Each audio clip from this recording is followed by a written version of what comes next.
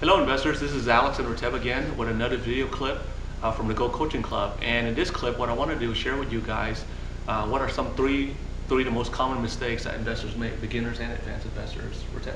Okay, the three main ones are actually, first of all, not knowing your market value, not knowing the value of the property. Because until you know the value, you don't know anything about the deal.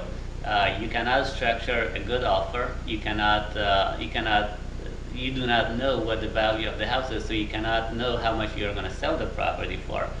So knowing the value is one of the most important things, and that's one of the things. Most people go look at the houses and try to make offers on houses, and they have not done their research before they even go look at a house. And to me, that's a lot of time wasted for no reason, because you cannot make an offer on a house unless you know the value of the house. Now let's just say that investor wants to actually establish the value of a house. What are some tools they can use? What are some techniques? Well, the way we do it usually, and I recommend you follow the same steps. First thing we do as soon as we get the property information sheet filled up is we pull the tax value of the property. First of all, we want to make sure that we are pulling comps on the right property. Second, we are going to see the history of the property, see how much it was sold for, how many times it was sold, how much are the mortgages on it, if there's more than one mortgage, what is the tax value of the property. Tax value is not necessarily always the value of the property, and most investors take that as value, which is not true.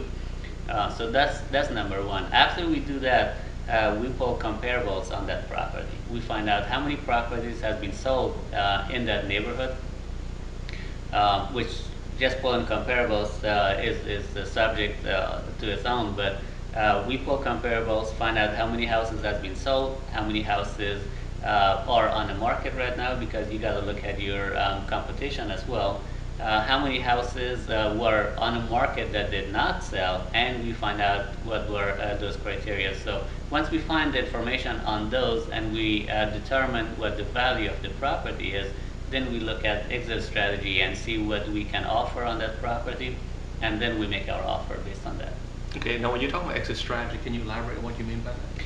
Yeah, every time you make an offer, you really got to think of how you're going to sell the property first before you can think of what kind of offer you should be making on a property.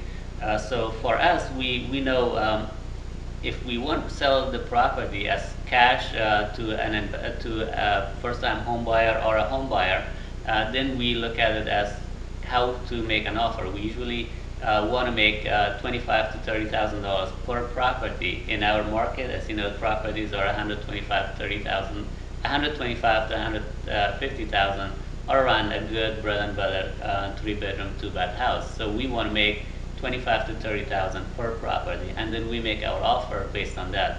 If we are trying to get a property and keep it for long term, then we look at making offers, and our exit strategy would be a lease option or owner financing or things like that. So that's what we are going to look at. How can we sell the property first, and based on that, then we make our offer. Okay. Now another thing that we've seen a lot is a lot of investors, they go into a deal, and another common mistake, which is the common mistake number 3, is they only have one exit strategy, right? Definitely. Okay, now how does that paint them to a corner? Why is that a problem if they only have one exit strategy? Well, if we look at today's market, if you're buying a property to sell it right out, and all you have is you want to make your money within 30 or 60 days, and then you have to find someone who's got A+ credit, because mortgage companies are being tough these days on everybody because of lots of foreclosure that happen. So you got to really find someone who's got great credit. They also have some money, some down payment, and your exit strategy is only to sell it outright. It might take you a lot longer than if you have that option and you cannot find that person at this time.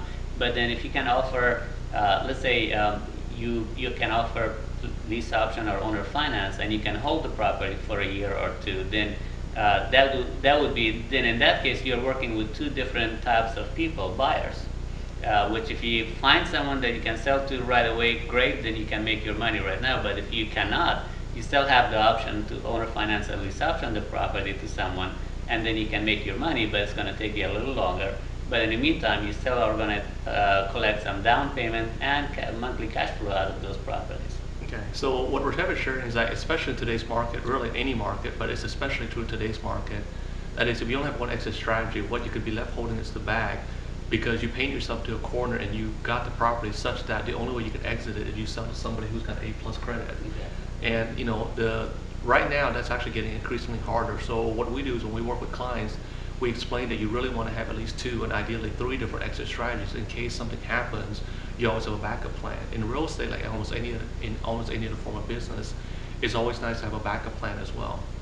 Now, so just to quickly summarize, the 3 big mistakes are: 1, not knowing the value of the property. And because you don't know the value of the property, you don't really know what you can realistically offer the seller. And then the next thing is actually not knowing the market value. Second one is not knowing your exit strategy. And then the third one is only having one exit strategy. Right. So the third one, that definitely will come into play a lot, especially in today's market. So folks, we want to make sure that you definitely avoid these common mistakes. And again, these are not mistakes that just beginners investors make. We've seen even folks who should know better make these as well. And occasionally we fall into one of these mistakes, and it's cost us too. So we're sharing you guys stuff here that's cost us thousands of dollars, and for some investors it's cost them a lot more than that, and in some cases it actually stop them from investing anymore. Definitely. And here, let me teach you, or let me tell you what we actually do in every deal, and I would like you to follow these steps, and you're going to save lots of money and time every time when you when you want to make an offer. First of all, when you get the information, pull comparables, make sure you pull the tax records and comparables, do your homework, know your market value and the market value of the house.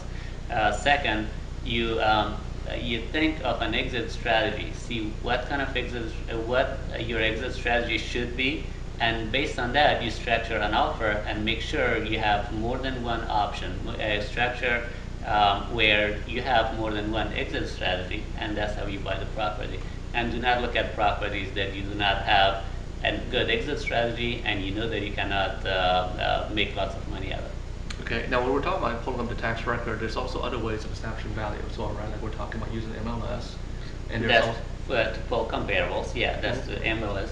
Yeah, so you're not a realtor or you don't have access to a realtor, there's also some other websites. We found that they're not as accurate as MLS, but they do okay. And one is Zillow.com, that's spelled ZILLOW.com. And then another one we recently became aware of is called Cyber Homes, that's CYBER Homes. And then you could also pay services like RealQuest. Yeah. Yeah, so, but in our opinion, the MLS is still the most accurate one because it gives you information that some of the other ones don't do, like how many houses are sold, and what also percentages of renter versus owners and things like that. And MLS and FMLS usually gets updated very on monthly basis, which most other services don't. And that's why the information on MLS and MLS are very updated. Okay. All right, so folks, again, this is Alex and Rotep, and this has been another video from the Go Coaching Club, and we'll look forward to seeing you in the next time.